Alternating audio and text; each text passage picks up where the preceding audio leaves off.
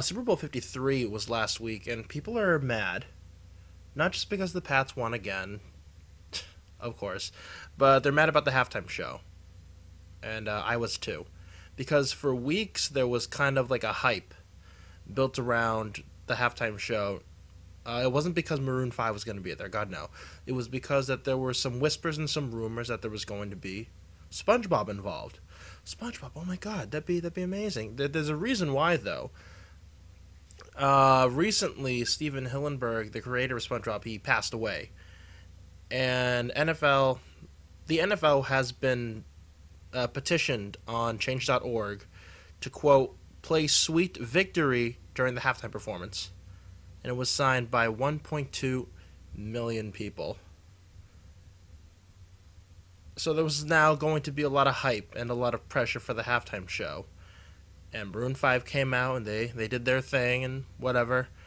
And then we saw something. We saw, oh my god, here comes SpongeBob. Here comes SpongeBob. What did we get? What did we get? Recycled animation and sicko mode. Sicko mode. Guys, this is gross. It's really, really gross, and a lot of the fans are pissed, rightfully so. I really don't know who to blame for this. If it was Maroon 5's genius idea or Travis Scott, probably Travis Scott or whoever. But to piggyback off of what could have been a tribute to Steven Hillenburg for creating one of the most influential and beloved animated shows of all time, like to use that as a segue to sicko mode, that's all I can say.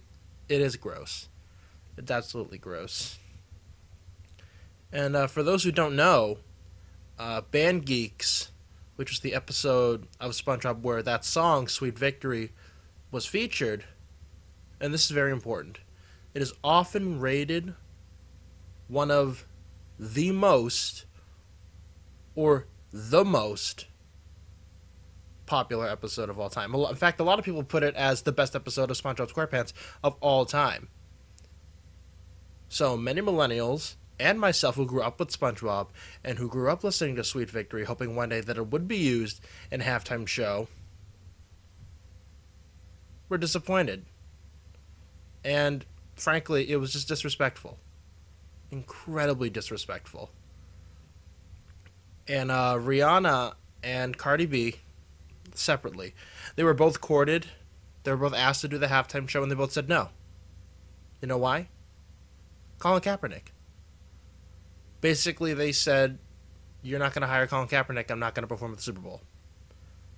And if the resistance from artists continues in the near future because of Colin Kaepernick and the NFL, then sit down and get ready for more lackluster Super Bowl performances, unless we get like Wayne Newton or Kid Rock or something. God, that'd be awful. But it just shows more how the NFL has become more and more divisive as time has gone on. There are people who say that they don't want their kids playing football anymore because of the potential damage it'll cause to not just their physical health, but their mental health in the future, which we've seen from a lot of athletes who've recently passed away. And on the other side says, oh, the wussification of America. Then you have the kneeling during the national anthem. Not at the same time, but we demand get better people for the Super Bowl. How can you top Super Bowl 51?